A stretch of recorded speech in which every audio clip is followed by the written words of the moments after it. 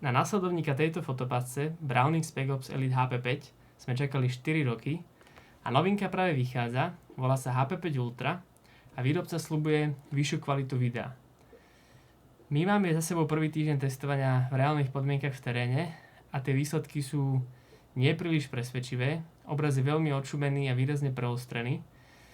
Čiže z nášho pohľadu bohužiaľ Browning robí krok vedľa alebo o 3 levely naspäť.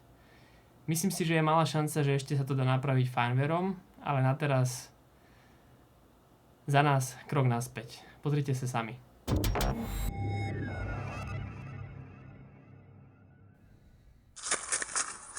Takto ten obraz vyzerá a je jasné na prvý pohľad, že niečo je inak.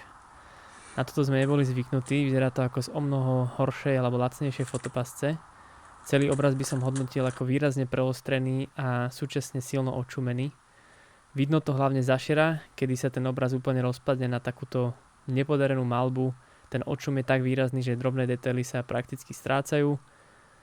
Vysoká nám išla tiež v horšej svetelnosti a keď si pozriete srsť, kresbu, tam prakticky žiadna není, to je zliaté do jednej jednofarebnej plochy, čiže neviete čítať nejaké drobné detaily.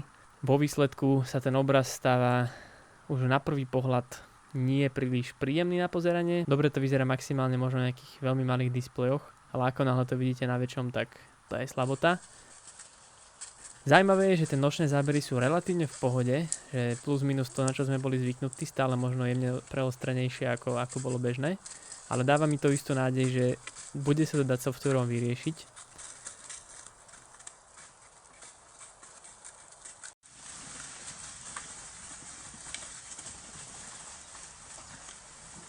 Pri tejto scéne je vidno, že aspoň pohyb nie je nejaký trhaný.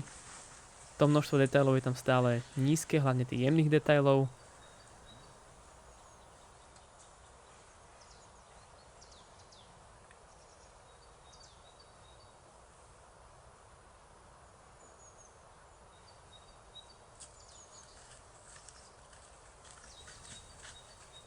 Keď si to zväčšíte, o to viac to vidno. Toto určite Browningy predtým nerobili.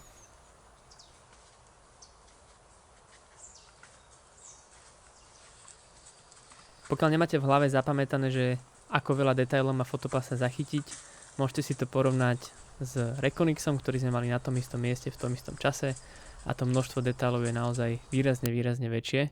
Čiže takto by sme dúfali, že obraz bude v 2026 vyzerať a nie ako táto omalovánka.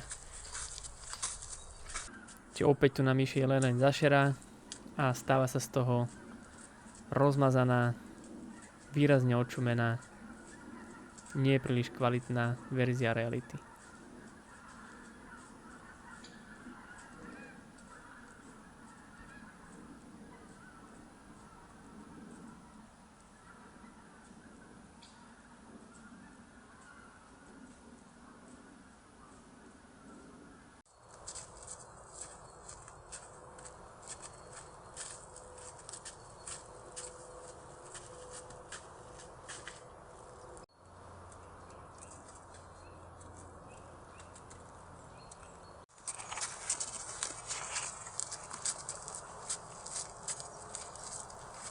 Na testovanie sme použili dva rôzne kusy, pričom obidva sa správali rovnako.